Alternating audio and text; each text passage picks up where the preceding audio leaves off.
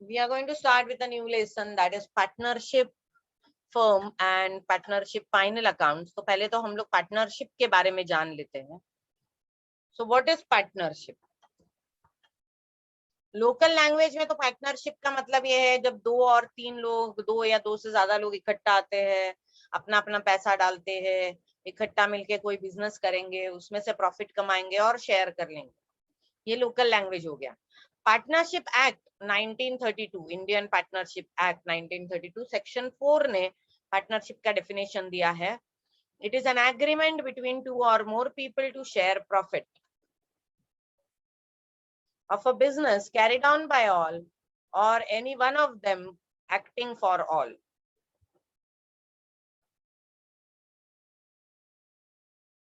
So it is a business carried on by all or any one of them acting for all. मतलब एक तो सारे के सारे पार्टनर्स वो बिजनेस करेंगे या फिर एक ही इंसान सबके लिए काम करेगा और प्रॉफिट वो लोगों ने जैसे तय किया वैसे शेयर होगा. आप देखोगे डेफिनेशन में कहीं पे भी लॉस शेयर करने की बात नहीं बोली गई है, क्योंकि कोई ऐसे नहीं चाहता कि लॉस हो बिजनेस में. तो जैसे प्रॉफिट शेयर करते हैं वैसे लॉस भी शेयर हो जाता है, लेकिन इंटेंशन तो है कि प्रॉफिट हो बिजनेस से और वो शेयर हो. अब पिक्युलरिटीज क्या है या इस पर्टिकुलर डेफिनेशन से हमको क्या समझा, व्हाट इज पार्टनरशिप? तो पार्टनरशिप इज टू और partnership should have to or more people. You can not be a partner with your own self. It should be a mutual agreement.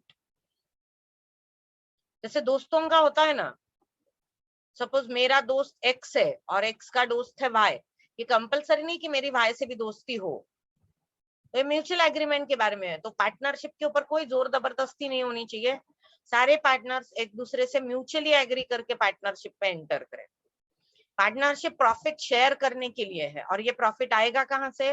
वो लोग जो common business करेंगे वहां से आएगा. अब ये बिजनेस सारे के सारे मिलके करेंगे या कोई एक सबके लिए करेगा?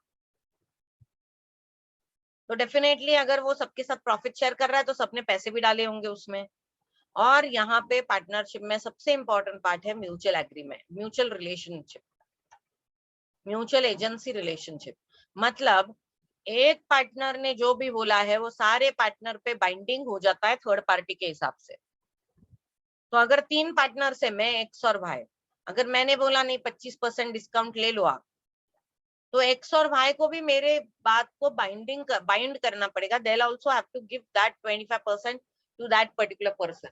क्योंकि अगर मैंने बोल दिया है तो I am actually speaking for all three of us. तो ये म्यूचुअल एजेंसी रिलेशनशिप होती है जहां पे एक पार्टनर ने जो बोला है वो सारे पार्टनर को मानना पड़ेगा, provided it is legal. Illegal है तो नहीं. तो this is basically partnership as defined. अब पार्टनरशिप के फीचर्स क्या होते हैं, क्यों किया जाता है partnership?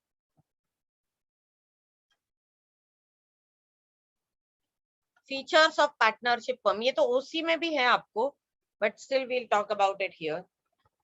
First is it is agreement. It is agreement between the partners, two or more partners. The agreement can be written or it can be oral.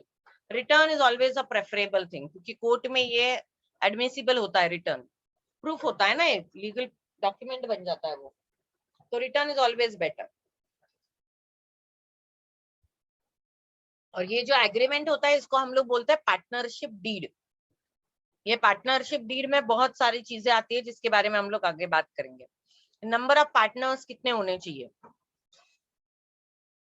तो मिनिमम 2 होने चाहिए, ज्यादा से ज्यादा 50, उसके ऊपर नहीं हो सकते.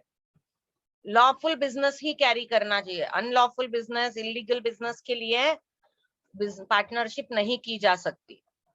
अगर उन्होंने की भी होगी तो उसको रजिस्टर नहीं किया जा सकता.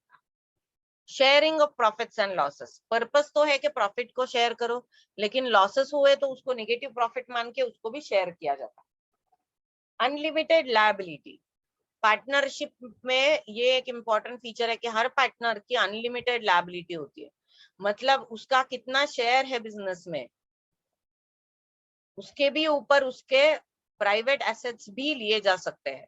That is called as unlimited liability. So if in case partnership is not able to pay off the liabilities, then the private assets of the partners can also be taken. In short, partners are liable to the last 1 rupee in their pocket. अगर एक partner insolvent declare हो गया तो दूसरे solvent partner को उसके हिस्से के पैसे पे करने पड़ते हैं. रजिस्ट्रेशन 1 अप्रैल 2005 से महाराष्ट्र में तो रजिस्ट्रेशन कंपलसरी है, लेकिन बाकी के स्टेट में वो ऑप्शनल है. But it is always better to register, क्योंकि रजिस्ट्रेशन से ना आपको बहुत सारे प्रिविलेजेस मिल जाते हैं, एक लीगल एग्जिस्टेंस तैयार हो जाता है पार्टनरशिप का. Joint ownership and management, her partner का इक्वल राइट या फिर उसका सबका ओनरशिप होता है बिजनेस में.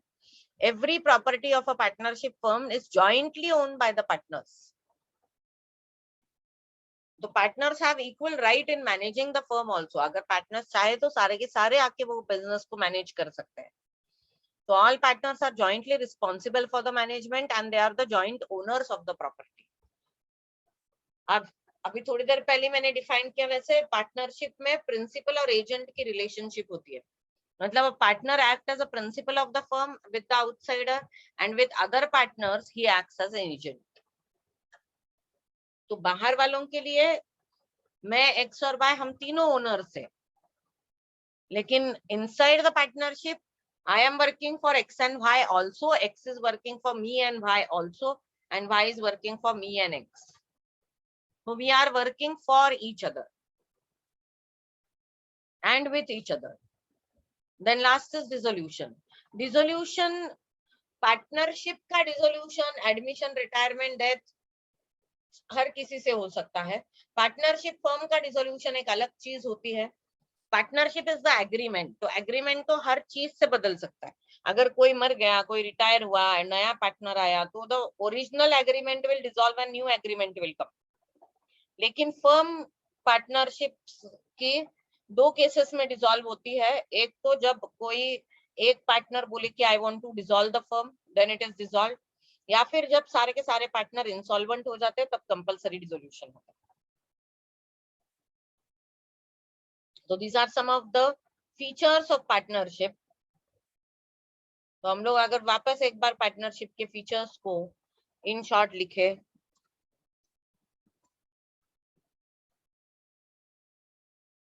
ये ओसी में भी है आपको तो वहां पे भी आएगा. तो partnership is an agreement and this agreement is called as partnership deed. ये ओरल भी हो सकती है, ये रिटर्न भी हो सकती है. ओरल होना ज्यादा, रिटर्न होना ज्यादा अच्छा है. ओरल थोड़ा सा रिस्की हो सकता है क्योंकि वो भूल भी जा सकते हैं ना लोग उसमें क्या. Then number of partners minimum 2, maximum 50. 50 से ऊपर अगर पार्टनर्स हो गए तो वो ऑटोमेटिकली कन्वर्ट हो जाता है कंपनीज में. अलाउड ही नहीं है 50 के ऊपर पार्टनर्स. ओके, ये 50 का जो है ये कंपनीज एक्ट 2013 में जब हुआ तो उसमें हो गया. 2000 कंपनीज एक्ट 2013 अमेंड हुआ 2013 में कंपनीज एक्ट, और उसमें उन्होंने बोला कि कोई भी पार्टनरशिप जिसमें 50 से ज्यादा पार्टनर्स है तो वो ऑटोमेटिकली कन्वर्ट हो, उसको रजिस्टर करना पड़ेगा कंपनीज में. It will not be a partnership. Then the third part is unlimited liability. partner is every partner is liable up to the last rupee in his pocket. उसके private assets भी लिए जा सकते हैं. then sharing profits and losses from the business. Generally ये जो profit sharing का ratio होता है ये दिया जाता है पार्टनरशिप डीड में, और अगर नहीं दिया होगा तो जो भी पार्टनरशिप एक्ट में बोला है उस हिसाब से होगा. वैसे रूल तो है कि प्रॉफिट शेयर करो, लेकिन अगर लॉसेस होते हैं तो उसको भी तो शेयर ही करना पड़ेगा. They will have to bear the losses. Then you should carry out a lawful business. Partnership is only possible in case of lawful business. Unlawful business के लिए पार्टनरशिप को रिकॉग्नाइज नहीं करते हम लोग. तो दो गुंडों ने मिलके पार्टनरशिप कर ली लेकिन उसको रजिस्टर नहीं किया जा सकता, और अगर वो पार्टनर्स में कुछ झगड़े हुए तो कोर्ट बीच में नहीं पड़ेगा उसमें. लॉफुल बिजनेस ही करना चाहिए पार्टनरशिप में आने के बाद. Then registration compulsory in Maharashtra. These are all keywords. since 1st April 2005. Optional in other states.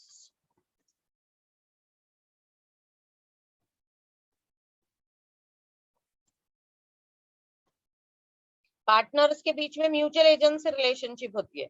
A partner is agent and principal of the firm. Mutual agency relationship.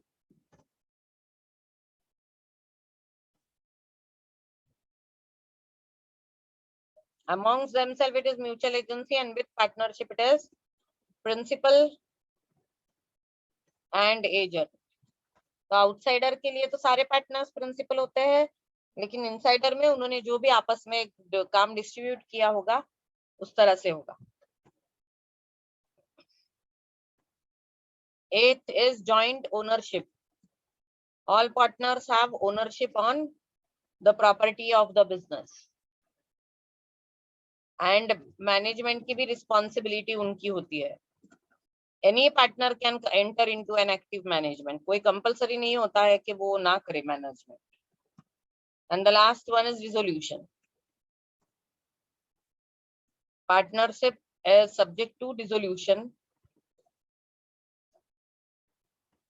जब एक ही पार्टनर ने resolution मांगा है तो हो सकता है जब पार्टनरशिप का जो मेन पर्पस था वो अगर डिसअपियर हो गया तो रिजोल्यूशन हो सकता है. अगर अनलॉफुल बिजनेस टेक्निक्स में जा रहे हैं तो रिजोल्यूशन हो सकता है. पार्टनर के विल पे रिजोल्यूशन हो सकता है कि भाई अभी नहीं करने का, हमारा नहीं जमता है तो नहीं एक खट्टा काम करने का.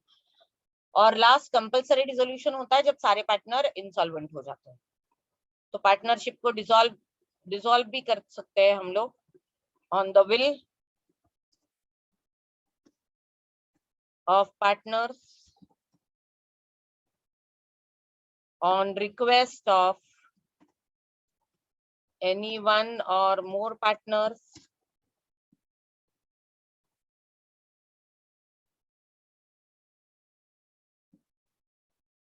when all partners are insolvent तो वो compulsory dissolve हो जाता है. Then firm is compulsorily dissolved.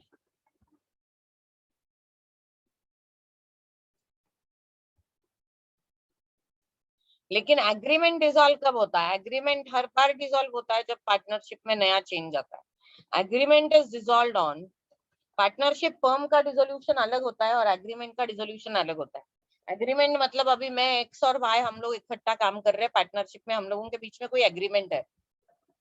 Okay जब हम सबके बीच में कोई एक तीसरा इंसान आ जाएगा, जेड को हम लोग ले लेंगे एज अ पार्टनर, तो हम तीनों का जो एग्रीमेंट है वो खत्म हो जाता है और अब हम चारों का एक नया एग्रीमेंट शुरू होता है. तो partnership agreement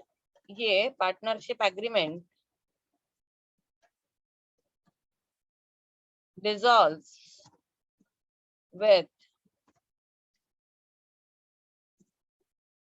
admission, retirement, death, insolvency, insanity of one or more partners.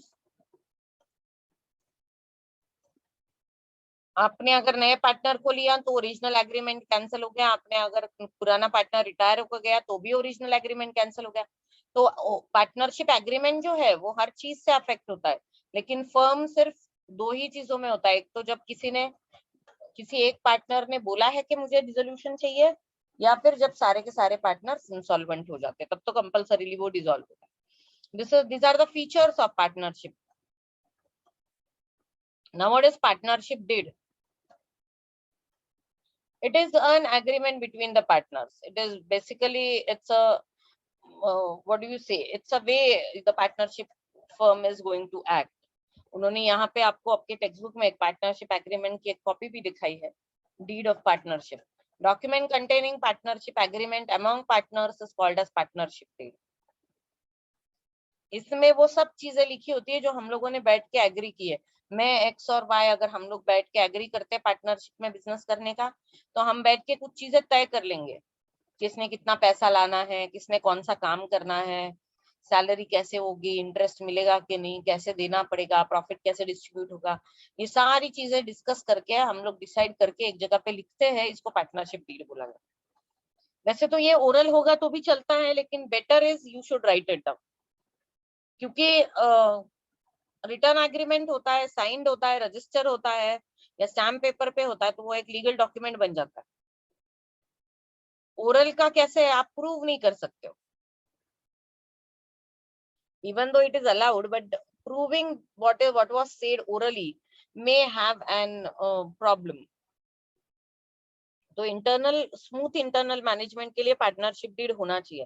Partnership deed में होता क्या क्या है, फर्म का नाम और एड्रेस, पार्टनर्स का नाम और एड्रेस, कैपिटल कितना कंट्रीब्यूट कर रहे हैं, प्रॉफिट शेयरिंग रेशियो क्या है, लॉस के केस में क्या करेंगे, duties, rights and liabilities of all partners,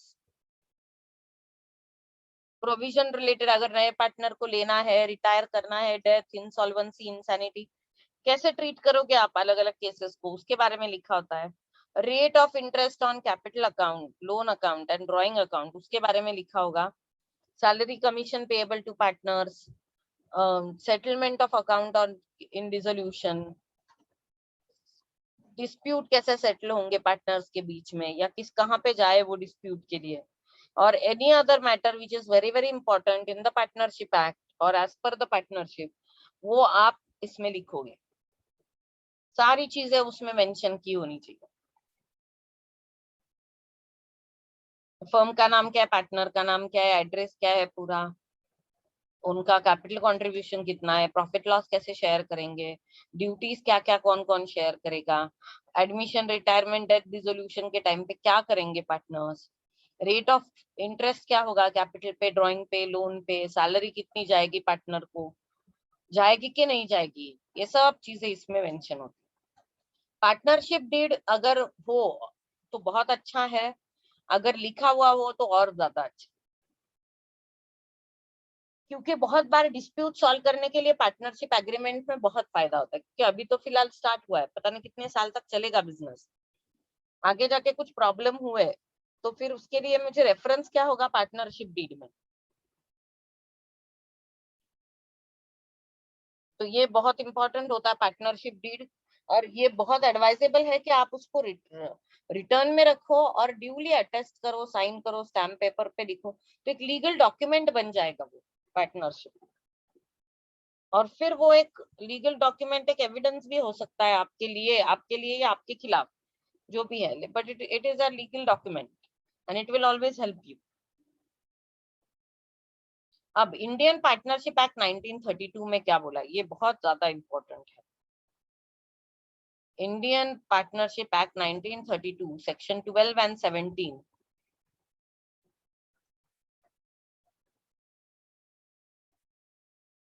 कुछ चीजों पे रोशनी डालते हैं। वो बोलते हैं कि अगर आपके पार्टनरशिप डीड में कुछ मेंशन है तो वही होगा जो डीड में मेंशन है। अगर पार्टनरशिप डीड में किसी चीज के बारे में कुछ भी नहीं लिखा है तो आप लॉ फॉलो करोगे, तो पहले तो आप वो फॉलो करोगे जो आपने तय किया है, और अगर आपने किसी चीज के बारे में कुछ तय नहीं किया है तो आप एक्ट के हिसाब से करोगे। तो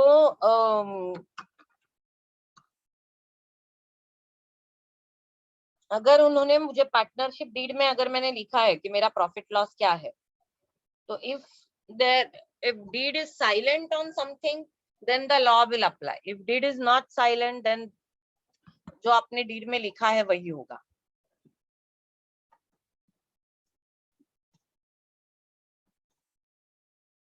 Partnership deed, if it is silent on certain thing then law will apply.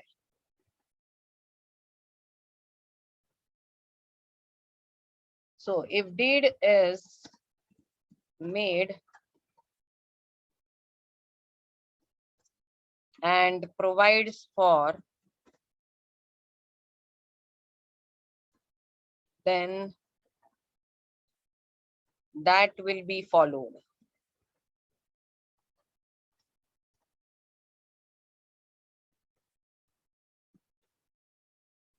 If deed is silent on any issue, then the law will follow.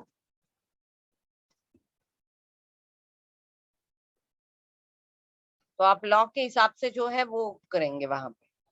तो partnership deed is made and provides, then we will follow the deed. If deed is silent, then we will follow the law. तो जो law में दिया है वो follow करना पड़ेगा. Law में कहाँ पे दिया है? इंडियन पार्टनरशिप एक्ट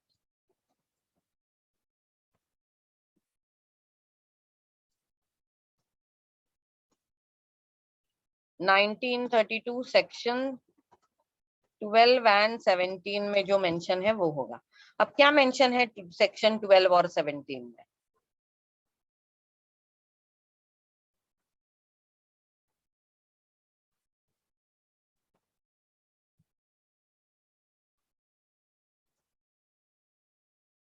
हम लोग उसको ऐसे डिस्ट्रीब्यूट करते हैं कि अगर डीड में जो बोला है और अगर डीड में उस बारे में कुछ नहीं बोला है तो क्या होगा. तो first, profit sharing ratio.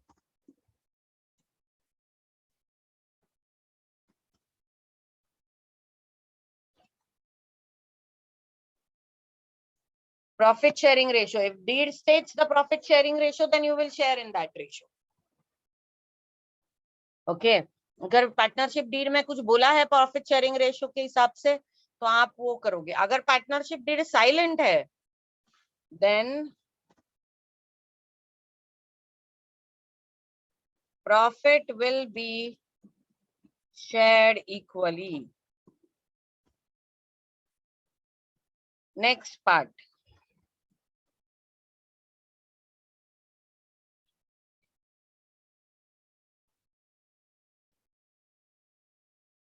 Interest on capital.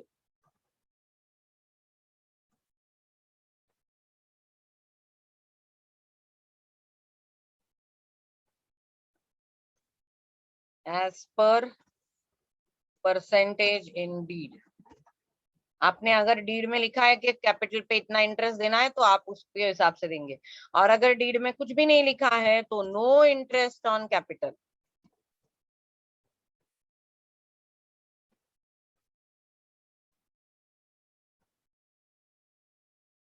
तो अगर डीड में जो लिखा है वही होगा. अगर डीड उस पे साइलेंट है, डीड में मेंशन ही नहीं किया है कि आप इंटरेस्ट ऑन कैपिटल कैसे दोगे, तो आप नहीं दोगे उनको interest on capital. Similarly third, salary commission to partner. Salary commission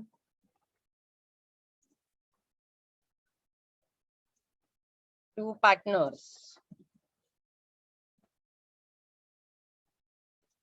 as per mentioned in deed. अगर डीड में कुछ मेंशन किया है तो जो मेंशन किया है वो देना है. अगर कुछ भी नहीं मेंशन किया है तो नो सैलरी और कमीशन टू पार्टनर्स.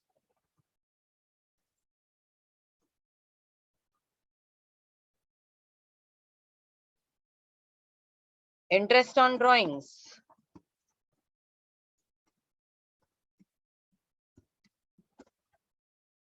अगर कुछ बोला होगा तो वो इंटरेस्ट देना है. और अगर कुछ नहीं बोला है, इंटरेस्ट ऑन ड्रॉइंग्स अगर कुछ नहीं बोला है तो एवरेज 6 मंथ का इंटरेस्ट दे देना है. If the date of drawing is not given, then average of 6 months interest is charged on drawings.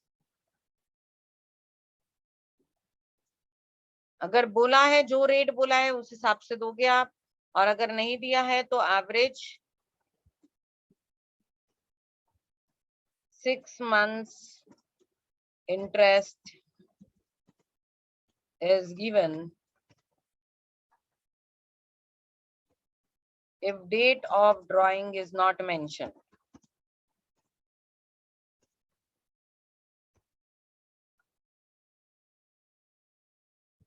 और अगर डीड में बोला है क्या इंटरेस्ट देना है, कितना इंटरेस्ट देना है, तो उतना दिया जाएगा जितना बोला गया है. Okay. Then next,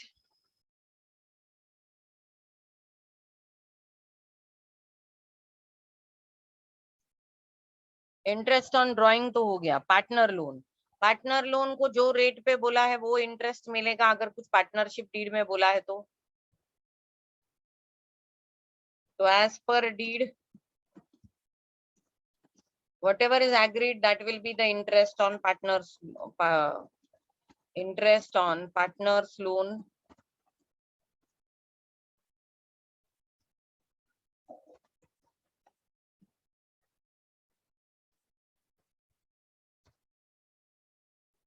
as per mentioned। और अगर डीड में कुछ भी नहीं बोला है तो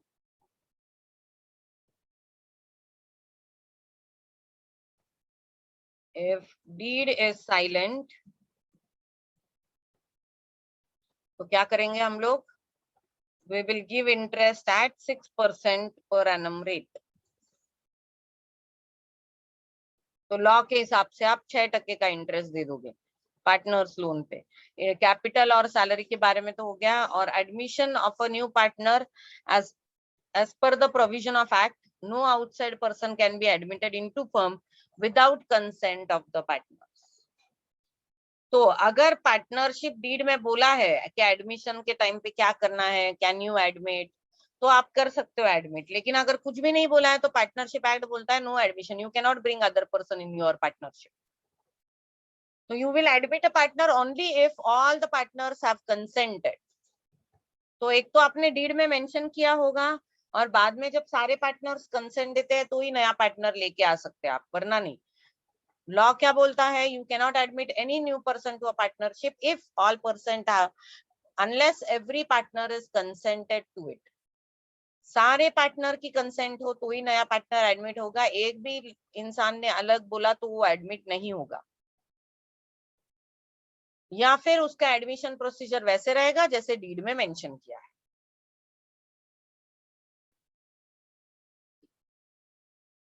Admission of partner as per mentioned in the deed।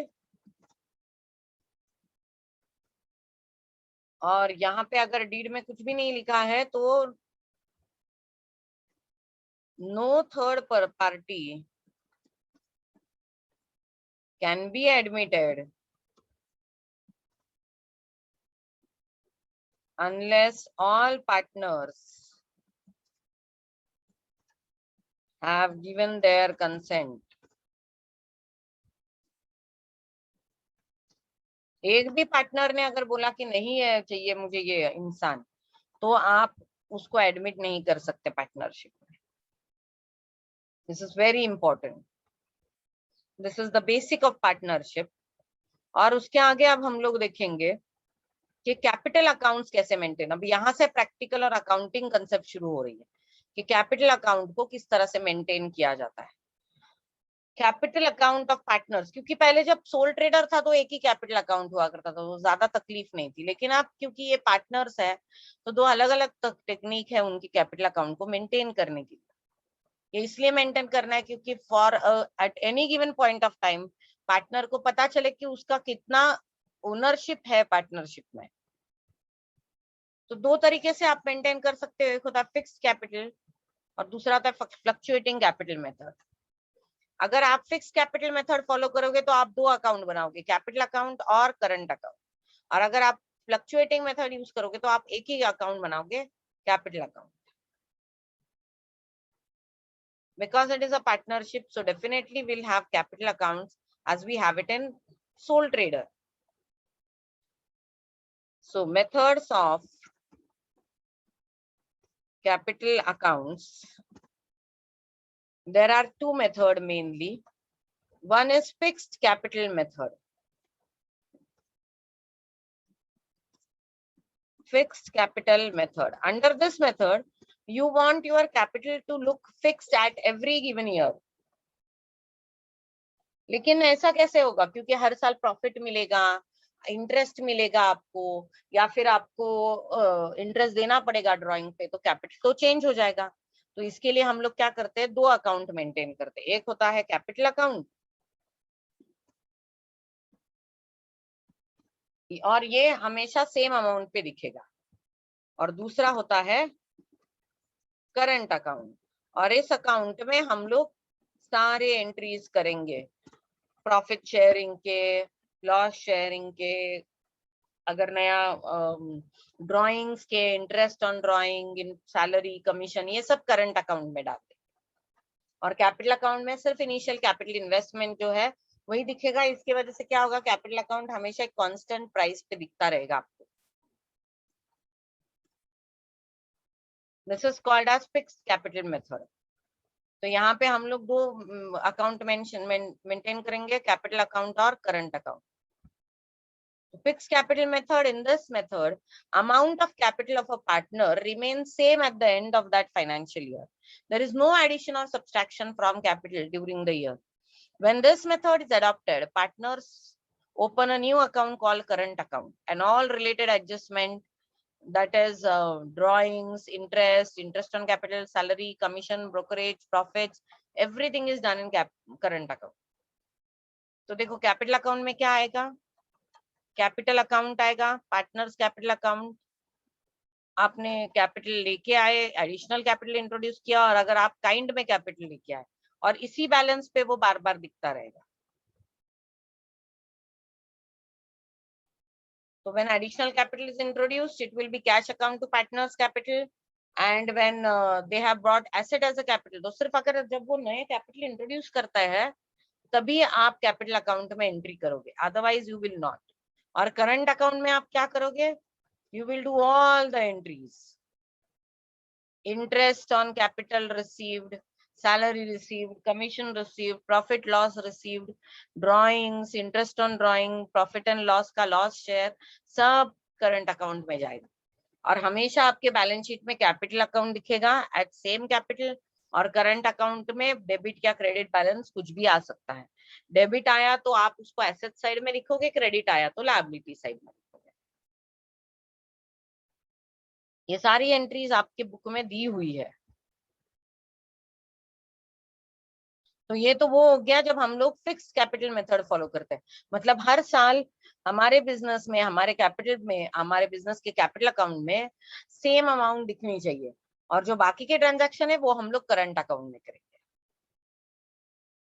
Fluctuating method इससे थोड़ा सा अलग है। फ्लक्चुएटिंग मेथड में ये होता है कि हम लोग कैपिटल अकाउंट नहीं बनाते, सॉरी, हम लोग करंट अकाउंट नहीं बनाते, हम लोग बस एक ही कैपिटल अकाउंट बनाते हैं और सारे एंट्रीज उसी में कर देंगे।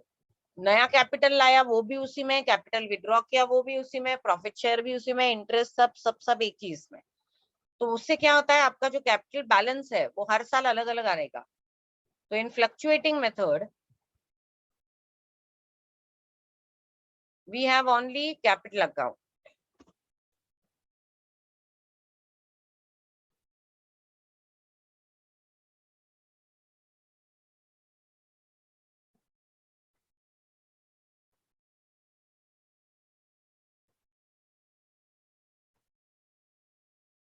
फ्लक्चुएटिंग कैपिटल मेथड में हम लोग बस एक ही अकाउंट बनाएंगे, that will be capital account, and all the entries will be done in the same account.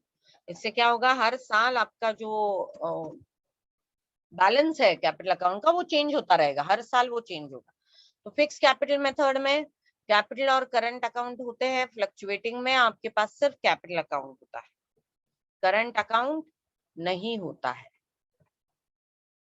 Fix capital method में फिक्स एक कैपिटल अकाउंट होगा जिसमें फिक्स कैपिटल होगा, हर साल वही अमाउंट या जनरली वही दिखाएगा, और सारे ट्रांजैक्शन आप करंट में करोगे। फ्लक्चुएटिंग में आप बस एक ही कैपिटल अकाउंट मेंटेन करोगे और सारे ट्रांजैक्शन उसी में करते रहोगे। And this is the pro फॉर्मा, कैपिटल अकाउंट, करंट अकाउंट, उसके एंट्रीज, फ्लक्चुएटिंग मेथड और उसका प्रो फॉर्मा। फ्लक्चुएटिंग मेथड में एक ही कैपिटल अकाउंट होगा, चाहे आप बिजनेस में कैपिटल इंट्रोड्यूस करो, विड्रॉ करो, इंटरेस्ट मिले आपको, प्रॉफिट मिले, जो भी है सब फ्लक्चुएटिंग में एक ही कैपिटल अकाउंट में दिखेगा।